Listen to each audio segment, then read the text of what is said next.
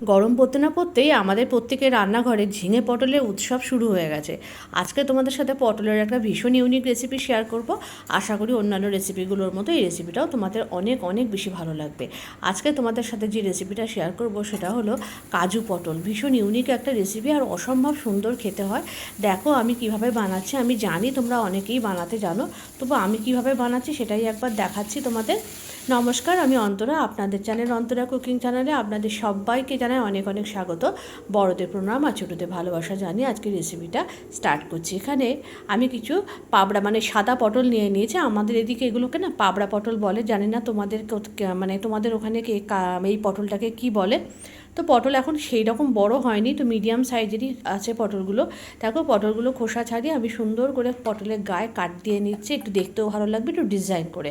আর তারপরে বেশ কিছুটা পরিমাণ কাজু আর চারমগজ আমি এখানে ভিজিয়ে রেখেছিলাম। তোমরা চাইলে শুধু কাজু বাদামে করতে পারো বা এর সঙ্গে একটু চীনাবাদাম মেশাতে পারো।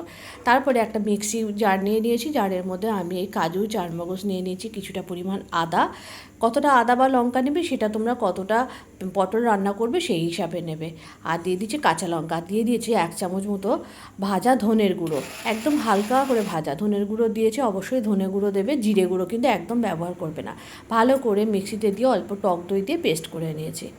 এরপরে গ্যাসের উপর একটা কড়া বসিয়ে দিয়েছি, কড়াটার মধ্যে দিয়ে দিয়েছি সর্ষের তেল। তেলটা ভালো মতো গরম হয়ে গেলে গোটা শুকনো মানে গরম মশলা ফোড়ন দিচ্ছি। গোটা গরম মশলা বলতে এখানে ছোটো এলাচ আর আছে একটু দারচিনি আর কয়েকটা লং দিয়ে ভালো করে একসাথে পটলটাকে লবণ দিয়ে ভেজে নিয়েছি। এই গরম মশলার সাথে পটলটা ভাজলে এই পটলের মধ্যে সুন্দর একটা গরম মশলা ফ্লেভার ঢুকে যায়, খুব ভালো হয় খেতে। আমি এক্সট্রা কোনো গরম মশলা যেহেতু আর ব্যবহার করব না। পটলগুলো এরকম কালার ধরা পর্যন্ত ভেজে নিয়েছি, খুব বেশি পোড়া পোড়া করে মানে লাল লাল ভাজবে না, এরকম কালার হলেই হবে। আর তারপরে এই পটলগুলো ভেজে তুলে নেওয়ার পর ওই তেলের মধ্যে যে কাজু বাদামের বাটাটা সেটা দিয়ে দিয়েছে, দিয়ে গ্যাসের ফ্লেম একদম মিডিয়াম থাকবে, দিয়ে ভালো করে নাড়াচাড়া করে এই পেস্টটা ভালো করে একটু কষিয়ে নিতে হবে। আর অল্প একটু মিক্সি জার ধোয়া জল দিয়ে দিয়েছি, স্বাদ অনুযায়ী দিয়ে দিয়েছি নুন আর হলুদ, আর একটু ভালো কালারের জন্য কাশ্মীরি রেড চিলি পাউডার, আর টেস্ট ব্যালেন্সের জন্য অল্প একটু চিনি দিয়েছি। যেহেতু কাজু বাদাম দেওয়া আছে, চারমগজ দেওয়া আছে, একটু মিষ্টি মিষ্টি লাগবে, সুতরাং খুব বেশি চিনি লাগবে না। আর টক দই দিয়েছি যেহেতু, এখানে কিন্তু কোনো রকম টমেটোর ব্যবহার হবে না, কেননা কাজু পোস্তে টমেটোর ব্যবহার হয় না।